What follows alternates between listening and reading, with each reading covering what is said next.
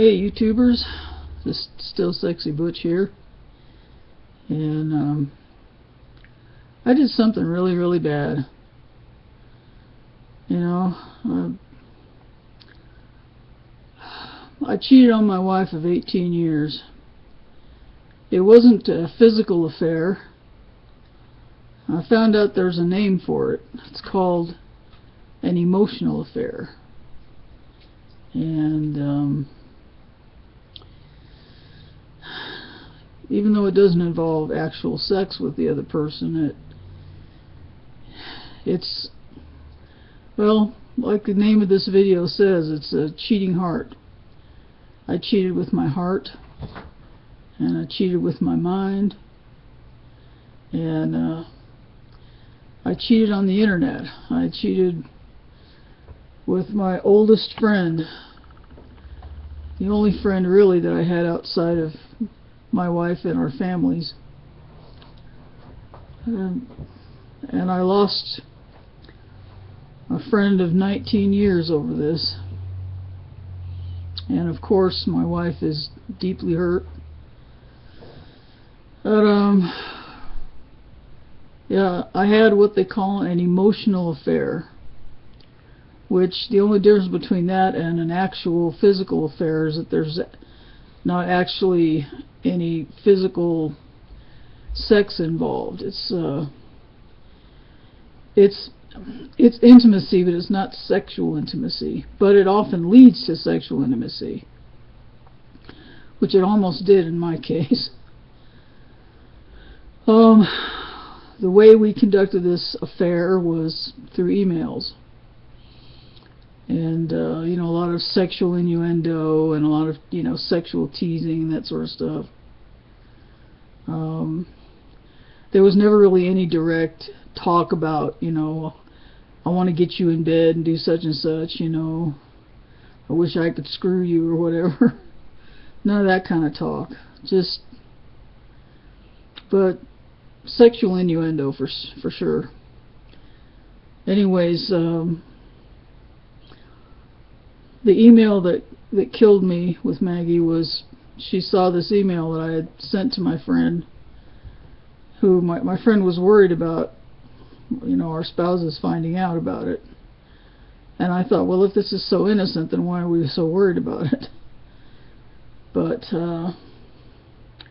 she found basically the last email I had sent to my friend, and, well, my ex-friend now.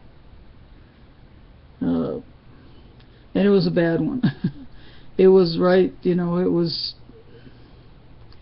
that email really, you know, talking about hiding it from her and that kind of stuff, and the deception involved was, anyways, I won't go into it, but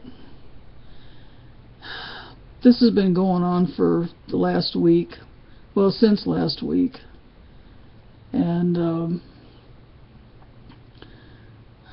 Maggie and I are now going, my wife and I are now going to a counselor, a couples counselor, who is also a lesbian, which is good, and she's in a partnership, so yeah, we can talk freely. So we're going to her, I guess, a couple times a month now, and we're finding books and videos and stuff to help us cope with it. And you know, I found out something about my wife that I didn't even realize before. She said even when she was so hurt and so angry at me that she could have punched me out, she said even then she still wanted to hold me in her arms. She still loves me. And that was quite a revelation. Like, wow, you know, even when you really are so hurt and so angry, you still want to reach out to me. Wow. So anyway, we're working on it, and we're working on our communication skills, which is real important. That's how I got in. Well, that's how this mess started. Was Maggie and I were kind of growing apart, and for different reasons, and you know, we were basically living like roommates, which is not good. Well, the only difference is, you know, hugging and kissing, but that was it. There was no sex or anything. It was just, you know, hugging and kissing and going through the motions. So we're getting the air cleared up, and we're working this out. And already, well, we've become intimate again. I'm not going to go into detail about that, but last night we were able to be intimate, physically intimate with each other for the first time in years, and it was wonderful. This morning she left me a love note, and so it's getting better. It's going to take some time. She's got a lot of healing to do, and our relationship has a lot of healing to do. But it's getting better.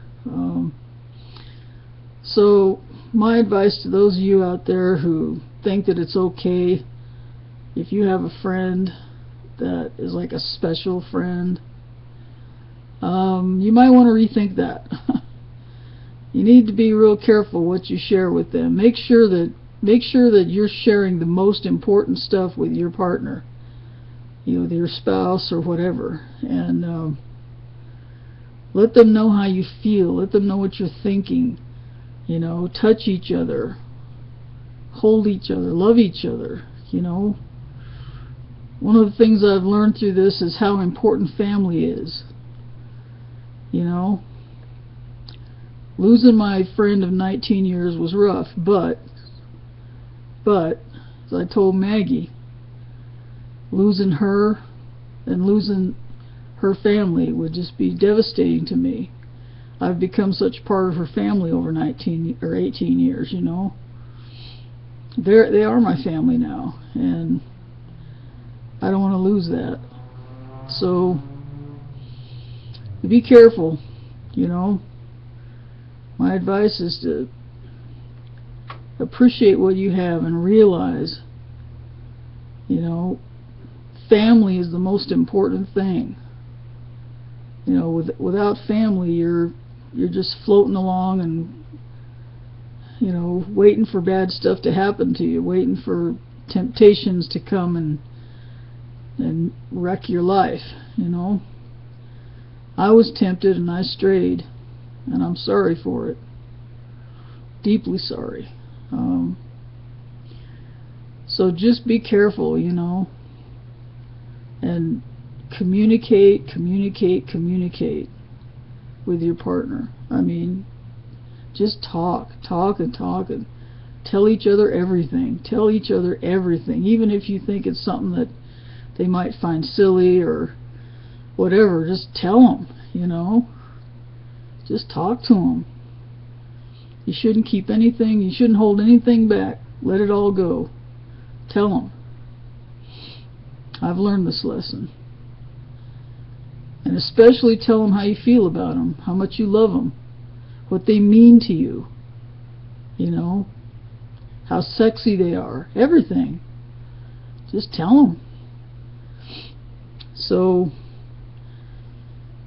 I'm lucky that I have a wife that just adores everything about me. So anyway, that's all I have to say, and you know, I'm just so happy that things are starting to work out, and we're going to get close again. We're going to get as close as we were when we first met. I have no doubt about that. There's going to be some pain for her to get through yet, but we're going to get there. So take care of the ones you love. Take good care of them. Till next time, it's still Sexy Butch. Wishing you a good day and a good evening, and we're going to watch some hockey tonight. Peace. Talk to you later. Bye.